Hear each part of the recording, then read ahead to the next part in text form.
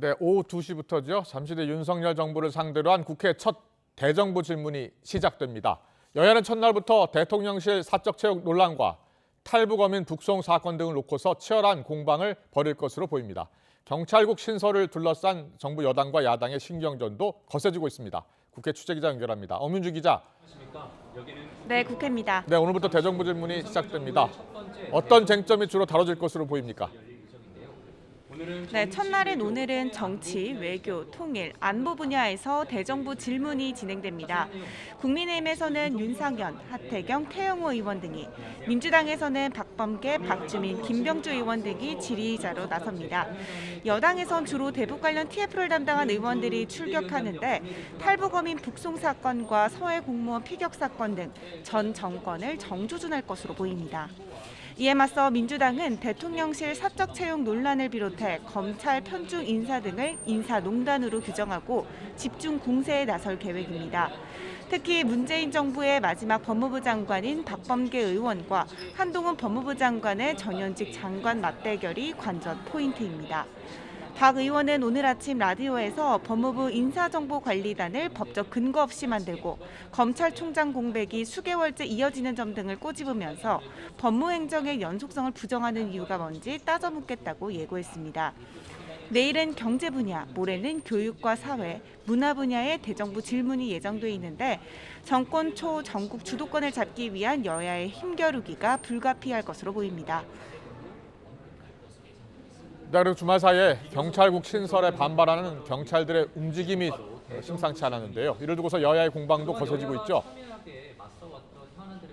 네, 경찰국 신설에 반발하는 경찰의 집단 행동, 또 이에 따른 징계 논란이 정치권까지 번졌습니다. 이런 상황에서 윤석열 대통령은 오늘 아침 약식 회견에서 행안부와 경찰청에서 필요한 조치를 할 것이라며 다소 원론적인 대답을 내놨는데요. 직접 들어보겠습니다. 경찰국 신설 놓고 지금 총경 이어서 중간부분도 집단행동 예고 중인데 어떻게 좀 보시는지 궁금합니다.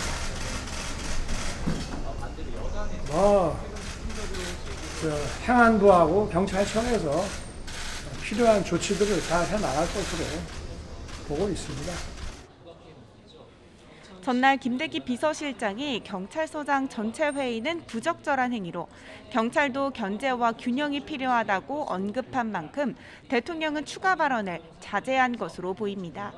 대신 여당이 힘을 보탰습니다. 지금 경찰 장악을 운운하는 건 선택적 분노이자 정치 규합일 뿐이라고 맹비난했는데 직접 들어보겠습니다. 청와대가 밀실에서 정권 입맛에 맞게 인사권을 행사할 때는 침묵하더니 인사지원부서를 만든다고 장악 운운하며 집단 행동에 나선 것은 누가 봐도 선택적 분노이자 정치 규합일 뿐입니다. 하지만 민주당의 반발도 만만치 않았습니다. 이번 사안과 관련해 윤석열 대통령이 직접 올라탔다고 본다면서 경찰 장악 음모에 정면으로 맞서 싸우겠다며 관련 기구를 원내 TF 수준에서 당 차원의 기구로 격상시켜 확대 개편하겠다고 강조했습니다. 들어보겠습니다. 갑자기 또 비서실장까지 나서셔서 이 문제에 올라타셨습니다.